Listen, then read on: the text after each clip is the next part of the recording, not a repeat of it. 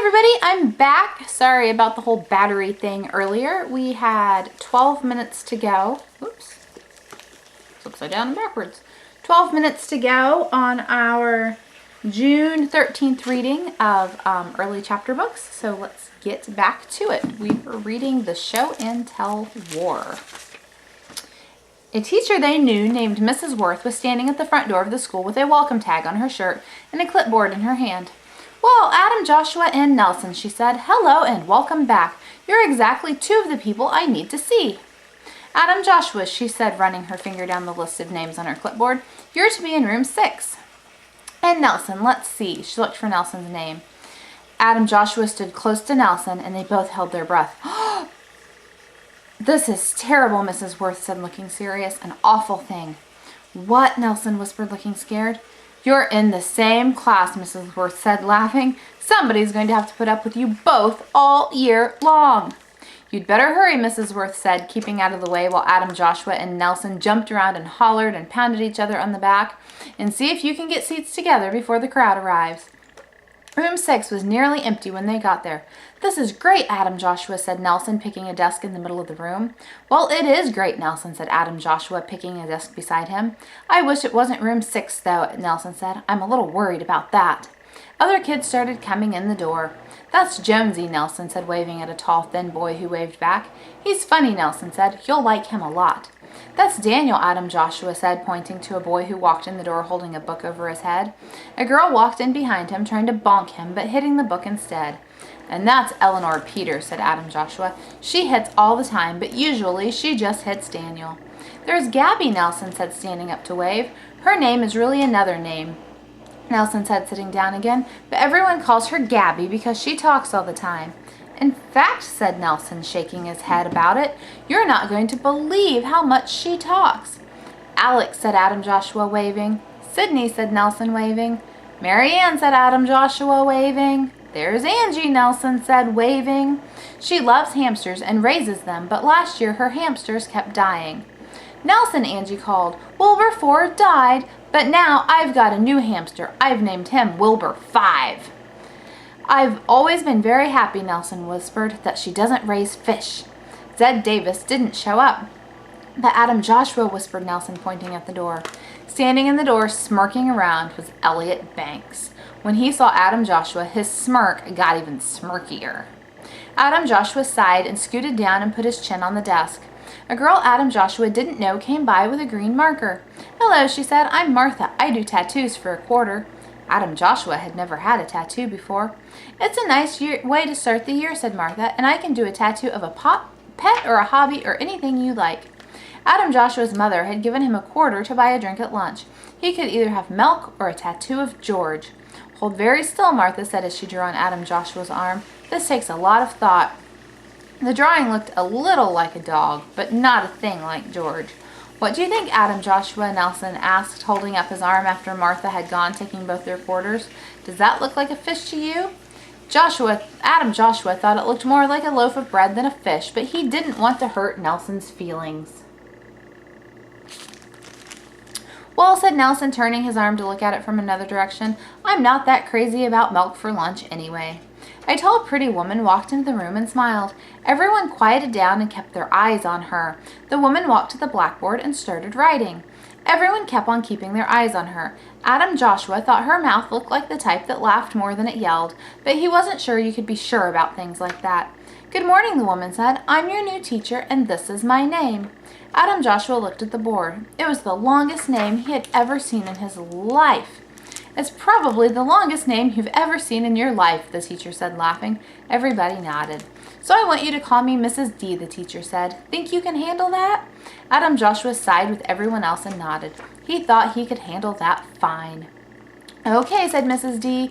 "Get out paper and pencils and let's get busy." Adam Joshua stuck his hand in his backpack so he could get his pencil and paper and get busy. He came out with a handful of squished banana. "We'll start with some math review," said Mrs. D. Adam Joshua carried his backpack down the hall to the bathroom and dumped everything out. He washed off his pencils and washed off his space spies and tried to wash off his comic books. He threw away the banana peel and his paper. When he washed off his cape, the tattoo of George got wet and George ran off his arm and down the drain. He stuffed everything into his backpack, still wet, so he could hurry. But on his way out the door, he looked up into the corner and stopped dead in his tracks. There was a spider up there watching him. It was a different bathroom than last year, so he didn't think it could be the same spider, but it seemed to him it looked just the same. "Alice?" he said after a minute. Alice didn't say anything, but he thought she looked happy to see him. "I'll talk to you later," Adam Joshua whispered, hurrying back to his room. "It's all sixes," Nelson whispered, leaning across to lend Adam Joshua paper. "Sixes, sixes, sixes," he moaned. They had a math review and a spelling review and a review of everything else Miss D could think up.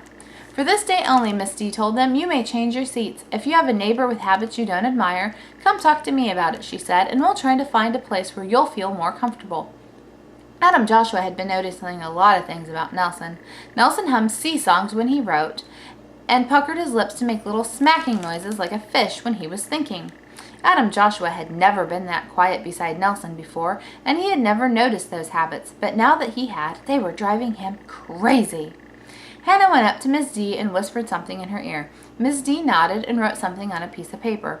When Hannah sat down, Eleanor beside her glared. "By the beautiful sea," Nelson hummed. During study time, another girl and a boy named Philip went up to talk to Miss D. Nelson puckered his lips and made fish noises.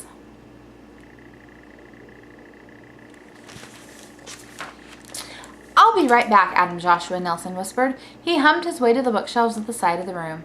Adam Joshua couldn't take Nelson any more. While Nelson was busy at the bookshelves, Adam Joshua went up to talk to Miss D. "Nelson has bad habits," he whispered, "and I want to move, but he's my friend, and I don't want to hurt his feelings." "That's fine, Adam Joshua," said Miss D, making a note about it. "We can manage that." "Fishes and wishes," Nelson was humming when he got back. After reading, Miss D got out her list. "Okay, everybody," she said, "we're going to do some scooting around. I'd like Philip and Marianne to change places, please," she said, "and Angie and Daniel and Martha and Robert."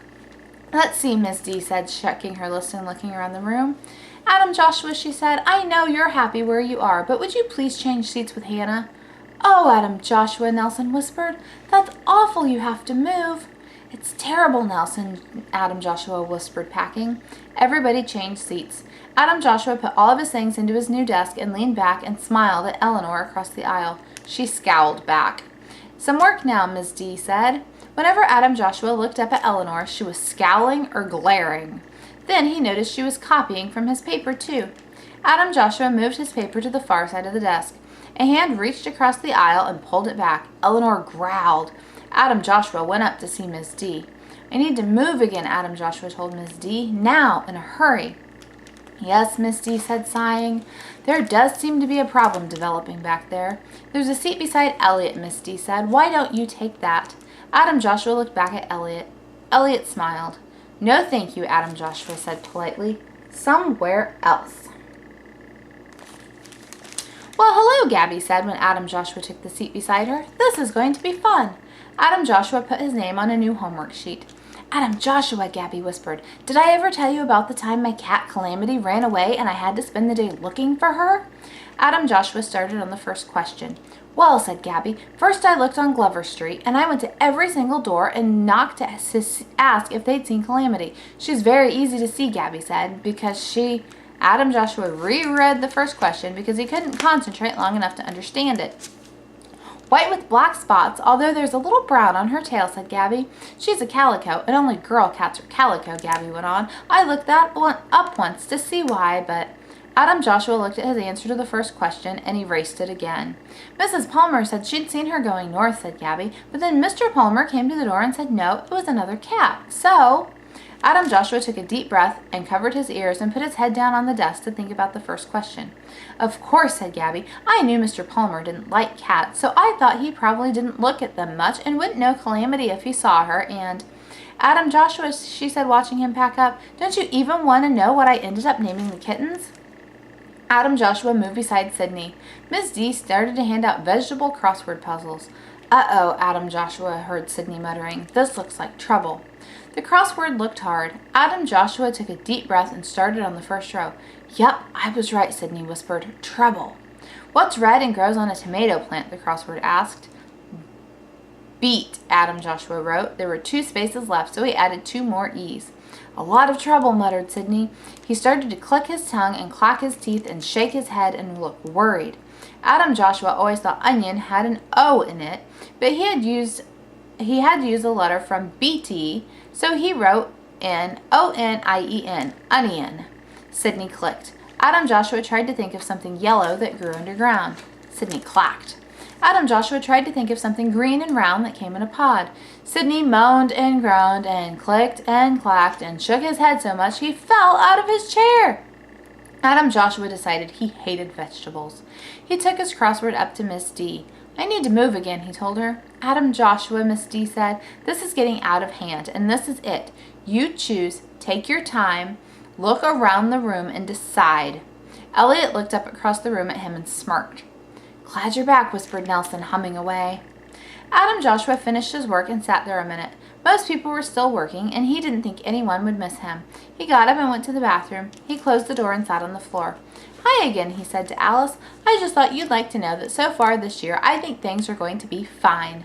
He sat there thinking about it a minute, and Alice sat there waiting to listen. In fact, I think this year is going to be great. Miss D isn't the type to yell, he said, and so far I've known how to do everything she's wanted me to do. Alice looked like she might be nodding. I had a little trouble deciding where to sit, but I've got that worked out. Elliot's in my class, but he's at the back, he said, sighing, and I guess you can't have everything. He was pretty sure Alice shook her head. So, he said, standing up, I don't think there are going to be any big problems this year. He opened the door. See you, he told Alice. When he walked into the classroom, Elliot was tipped back in Adam Joshua's chair with his feet up on Adam Joshua's desk. Everyone else was gone. Last recess, Elliot said, smiling. So I told Miss D I'd stay here and tell you. But what I really wanted to tell you, Elliot said, still smiling, is I've got my eye on you. Elliot poked his finger into Adam Joshua's stomach. So don't pull anything, he said, poking with each word, and don't get in my way. Adam Joshua hadn't planned to get anywhere near Elliot. That's all, said Elliot, banging the chair to the floor and going out the door to recess. Some of Adam Joshua's papers were back for Miss D. Elliot's footprints were all over them. Great. Miss D had written across the top of the paper in red, except for your L's. Please see me about some practice sheets. Adam Joshua dug his wet, wrinkled Superman cape out of his backpack, tied it on, and wore it down the hall. There may be a few problems, he told Alice. All right, and that was my 12 minutes of makeup time, and that also took us to the next chapter, so that worked out really well. So that was the 13th. I will be back in a minute to, actually on Monday, you will be able to hear the next portion of the Show and Tell War, stories about Adam Joshua. That will be on Monday the 17th. So I will see you guys later. Bye!